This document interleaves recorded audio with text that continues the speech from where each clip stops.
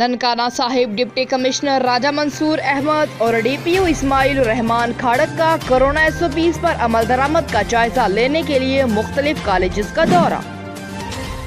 Deputy commissioner राजा मंसूर अहमद और DPO Ismail Rahman खाड़क ने Punjab college और सुपीरियर कॉलेज में कोरोना SOPs का जायजा लिया।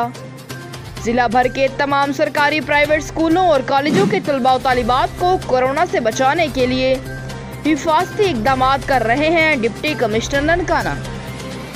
स्कूलों और कॉलेजों के असातिज़ा को चाहिए कि कोरोना वायरस से महफूज रहने के लिए SOPs पर अमल को यकीनी बनाए। राजा मंसूर अहमद। असातिज़ा और बच्चे अपने हाथों को बार बार साबुन से धोएं, मास्क और हैंड सैनिटाइजर्स के इस्तेमाल को यकीनी बनाए। Deputy commissioner.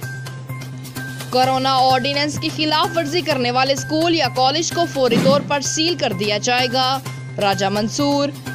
कोरोना के इस सिलसिला में एहतियाती तदाबीर इख्तियार ना करने वालों के खिलाफ सख्ती से पेश आया जाएगा।